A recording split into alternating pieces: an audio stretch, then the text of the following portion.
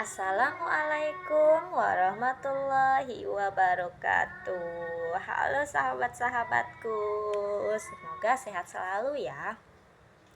Saya Weni Hardianti dari Institut Agama Islam Hamzanwadi, jurusan Pendidikan Islam Anak Usia Dini.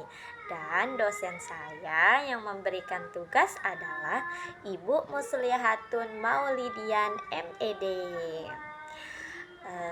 Semangat selalu ya sahabat-sahabatku.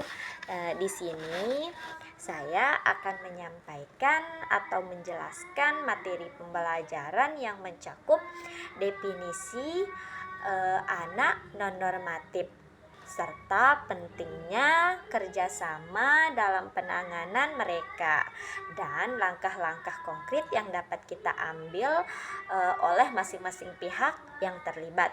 Baik, di sini kita harus tahu dulu apa sih anak yang non-normatif. Baik, anak non-normatif adalah anak yang tidak mampu mengikuti norma-norma yang berlaku. Istilahnya, anak non-normatif biasanya merujuk pada anak-anak yang perkembangannya, perilakunya, atau identitasnya tidak sesuai dengan norma-norma sosial atau budaya yang dominan. Anak non-normatif bisa saja berbeda dalam aspek seperti gender, orientasi seksual, ekspresi diri, atau bahkan cara berpikir dan belajarnya. Misalnya, seorang anak yang memiliki identitas gender yang berbeda dari yang diharapkan oleh masyarakat, atau anak yang memiliki perilaku yang dianggap tidak umum oleh lingkungan sekitarnya, bisa disebut sebagai anak non-normatif. Istilah ini digunakan untuk menghargai dan mengakui keberagaman individu serta menolak pandangan yang menganggap bahwa hanya ada satu cara benar untuk menjadi atau berkembang secara seorang anak. Di sini kita harus tahu dulu seberapa penting sih kerjasama dalam penanganan anak yang non-normatif. Baik, kerjasama dalam penanganan anak dengan kondisi non-normatif atau anak berkebutuhan khusus sangat penting teman-teman, karena melibatkan berbagai pihak yang berperan dalam mendukung perkembangan anak tersebut.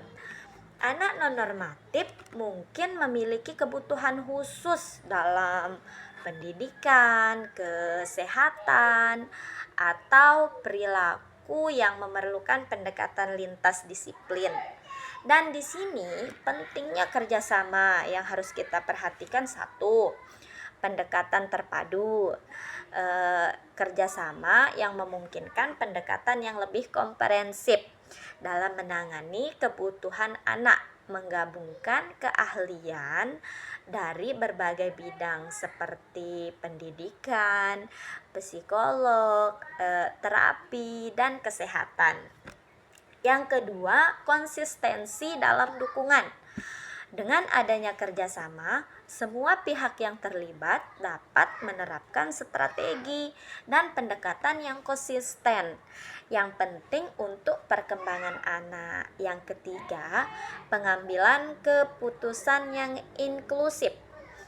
Kerjasama memungkinkan pengambilan keputusan yang melibatkan pandangan dan masukan dari berbagai pihak, termasuk orang tua, guru, dan tenaga profesional lainnya. Yang keempat, optimalisasi sumber daya. Melalui kerjasama, sumber daya dan keahlian dapat digunakan secara lebih efektif memastikan bahwa anak menerima dukungan terbaik yang tersedia. Nah, dan adapun langkah-langkah konkret yang dapat diambil yang harus kita perhatikan adalah satu, evaluasi multidisiplin, melibatkan tim yang terdiri dari berbagai profesional seperti psikolog, terapis, dan dokter untuk mengevaluasi kebutuhan anak secara holistik. Yang kedua, pembuatan rencana individual.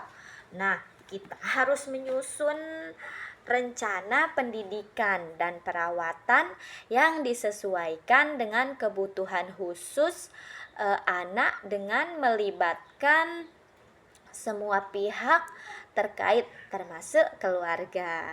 Yang ketiga, pelatihan dan edukasi.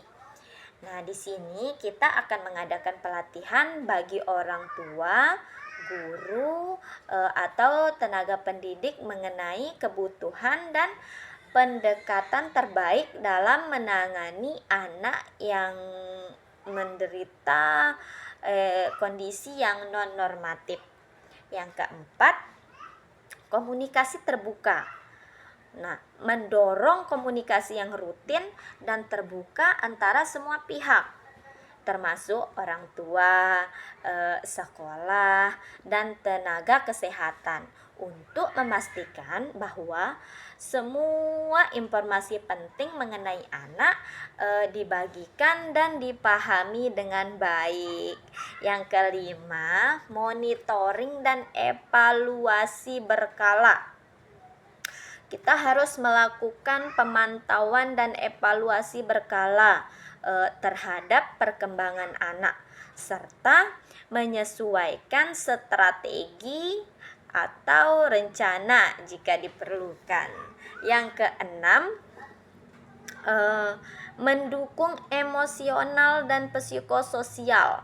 Nah, memberikan dukungan emosional kepada keluarga dan anak, termasuk menyediakan akses ke layanan konseling atau kelompok dukungan. Di sini kerjasama yang efektif yang dapat kita lakukan akan membantu memastikan bahwa anak dengan kondisi non-normatif mendapatkan dukungan yang tepat dan optimal pada akhirnya akan mendukung perkembangan mereka secara maksimal, teman-teman. Baik, teman-teman, mungkin hanya itu yang bisa saya sampaikan. Satu lagi, jadi guru itu gak semudah yang dibayangin. Capek nahan emosi, sabar, semua benar-benar harus dilakukan. Tapi terlepas dari itu semua, aku pribadi banyak belajar dan terus bersyukur. Ternyata jadi guru bukanlah target untuk kaya, tapi dengan berkahnya insya Allah, Allah memudahkan jalan apa yang kita mau. Semangat selalu untuk kita para guru. Sekian, wassalamualaikum warahmatullahi wabarakatuh.